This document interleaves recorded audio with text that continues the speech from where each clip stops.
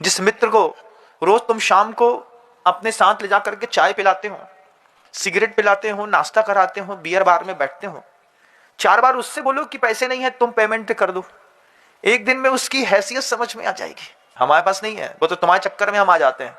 इसका मतलब है वो मित्र मित्र नहीं है, वो मित्र भी ऐसा मित्र है जिसको सिर्फ हमारे धन से प्रयोजन है।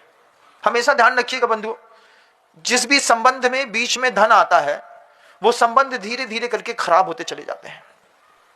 जिस मित्र के पीछे तुम पगलाए हो, सुबह से लेकर शाम तक भाग रहे हो, ये घटना प्राय करके 25-28 साल तक टीनेजर्स लाइफ में स्टूडेंट्स के साथ घटती है। 14-15 साल की उम्र में किसी लड़के को लड़के के साथ भी अट्रैक्शन बहुत हो जाता है, हमारा पक्का दोस्त है वो।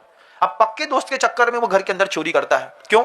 दोस्ती बना के रखनी है तो उसको एक डोसा खिलाना पड़ेगा, उसको घुमाना पड़ेगा, उसके साथ जाकर के पान खाना पड़ेगा।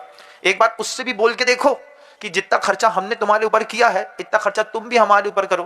तो भाई बच्चे क्या बोलते हैं, अरे हमारी तो कृष्ण सुदामा की मैत्री है, वो बेचारा गरीब है, हम बहुत अमीर हैं। इस चक्कर में घर का पैसा ट्रांसफर होकर के पड़ोसी के घर में पहुंच जाता है। और इसमें मान लीजिए किसी विपरीत लिंगी के साथ आपके बच्चे की दोस्ती हो गई, फिर तो कहना ही क्या है। सोने की घड़ी भी चोरी हो जाएगी, फिर पेन भी चोरी हो जाएगी, फिर एक बिछिया चली जाएगी, फिर एक एंड्रॉइड के चक्कर में 1 लाख रुपए वो घर से धीरे और निकाल लेगा। गिफ्ट देना पड़ता है ना,